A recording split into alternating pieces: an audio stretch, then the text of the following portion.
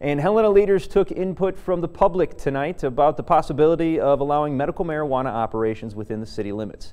MTN's Jonathan Ambarian is live in studio with more on what led up to this meeting. Andy, tonight's event was just an informal meeting, but it's the beginning of a much bigger review of Helena's policies on medical marijuana businesses.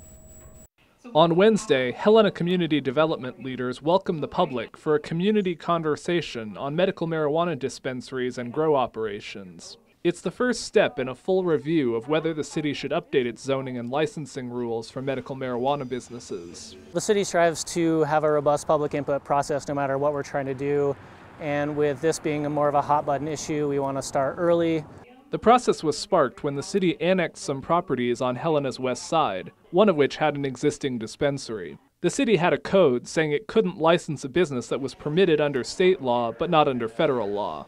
To allow the dispensary to keep operating, city commissioners voted last month to suspend that rule for 6 months and consider whether to make permanent changes to the code.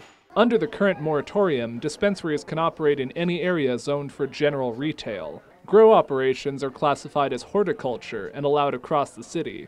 Leaders asked if any further regulations should be placed on the operations. Most of the people attending Wednesday's meeting supported allowing dispensaries and grow operations in city limits, but restricting them to commercial and industrial areas. James Thomas is the owner of the Higher Standard, the dispensary that started the review. He said they're already strictly regulated through the state, and the city shouldn't need to add more restrictions. Anybody that's still operating in medical marijuana at this point with licenses, they're doing the right thing, and I feel like the city of Helena is definitely going to benefit for more safe access to medical marijuana dispensaries.